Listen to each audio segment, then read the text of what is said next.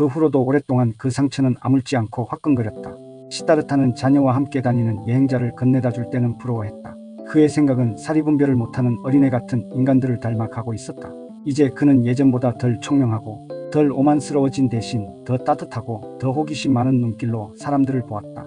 그는 생각과 통찰보다 오로지 충동과 욕망에 따라 좌우되는 그들의 생활을 이해했으며 그 자신도 그런 생활을 했다. 그는 인간들이 바로 그런 것들 때문에 살고 업적을 이루고 전쟁을 일으키고 고통을 감수한다는 것을 알았다. 그들의 욕정과 행위들에서 바로 생명, 그 불멸의 끝, 범을 보았다.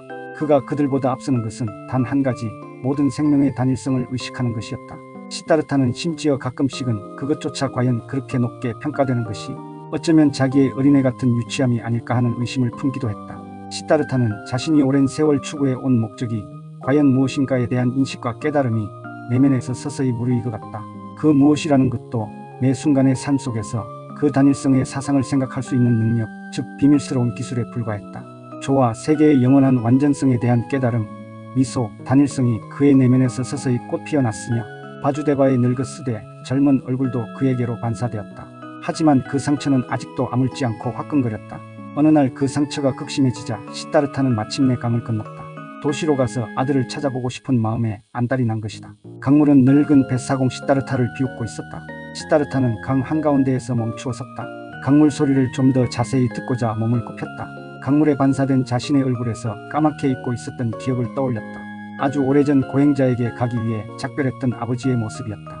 길 떠난 후 다시는 돌아가지 않았던 일들이 주마등처럼 떠올랐다. 아버지는 다시는 아들을 보지 못한 채 이미 외롭게 돌아가시지는 않았을까? 이것은 숙명의 순환 속에서 다람쥐가 쳇바퀴를 돌듯 도는 것은 아닐까? 끝장을 보지 않는다면 똑같은 고통은 언제나 되풀이되는 법이다. 시다르타는 다시 나룻배에 올라 아버지를 생각하면서 아들을 생각하면서 강물의 비웃음을 받으며 자신과 싸우면서 오두막으로 돌아왔다. 바주데바는 바구니를 짜고 있었다.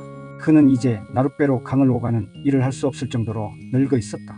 그래도 그의 얼굴의 기쁜 표정과 환한 표정은 여전히 빛나고 있었다. 시다르타는 그에게 모든 것을 말하고 싶은 억누르기 힘든 욕망을 느꼈다. 그는 여태껏 한 번도 한 적 없는 이야기까지 다 털어놓았다. 그는 자신의 상처를 드러내 보였으며 오늘 있었던 강을 건너려던 이야기까지 모두 털어놓았다. 자기 말에 귀 기울이는 사람에게 자신의 상처를 드러내 보이는 것은 마치 상처를 강물에 씻어서 결국에는 상처가 아물고 또 강물과 하나 되는 일이었다. 그러는 동안 시다르타는 바주데바가 더 이상 바주데바가 아니며 더 이상 인간으로서의 존재가 아니라는 것을, 이 사람이 바로 신 그 자체라는 것을 강렬하게 느꼈다. 마침내 시다르타의 이야기가 끝났다. 바주데바는 시다르타의 손을 잡고 그들이 늘 앉던 강가의 자리로 갔다. 당신은 저 강물이 웃는 소리를 들었지요? 바주데바가 말했다. 하지만 다 들은 것은 아니에요. 우리 더 들어보도록 합시다. 당신은 더 많은 것을 듣게 될 것입니다. 그들은 수많은 소리가 어우러진 강물의 노랫소리에 귀 기울였다. 시다르타는 흘러가는 물결 속에서 여러 모습을 보았다. 슬픔에 잠긴 아버지, 아버지와 마찬가지로 아들에 대한 그리움에 묶여있는 자신의 모습, 열망에 사로잡힌 아들의 모습도 나타났다. 모두 스스로의 목표를 향하고 있었고 모두가 고통을 당하고 있었다. 카말라의 모습도 나타났다가 스르르 사라졌다. 고빈다와 그 밖의 다른 모습들도 나타났다가 모두 한데 어우러져 강물이 되었다. 그리고 모두 제각기 목표에 도달하였다. 그리고 그 각각의 목표에는 하나의 새로운 목표가 뒤따르고 있었다. 그리고 또다시 새로운 목적지를 향해 나아갔으며 또다시 새롭게 흘러갔다. 그 소리는 여전히 고통에 가득 찬 채 울리고 있었지만 기쁨과 고뇌의 소리, 선하고 악한 소리, 웃음과 슬픔의 소리, 100가지, 1000가지의 소리가 끼어들어 한 동아리를 이루었다. 그 수천의 소리가 어우러진 위대한 노래는 바로 완성이라는 의미의 단어 옴이었다. 저 소리가 들려요? 바주데바의 눈빛이 다시 묻고 있었다. 그들은 서로 바라보며 밝은 빛의 미소를 주고받았다. 이 순간 시다르타는 운명과 싸우는 일을, 고민하는 일을 그만두었다. 그의 얼굴에는 깨달음의 즐거움이 꽃피었다.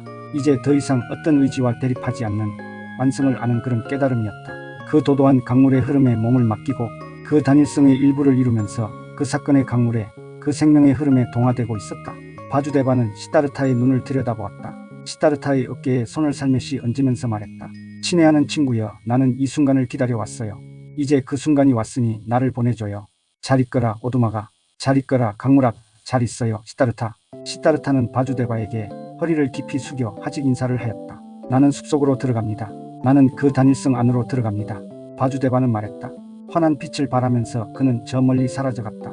시다르타는 그의 모습이 보이지 않을 때까지 오랫동안 바라보고 있었다.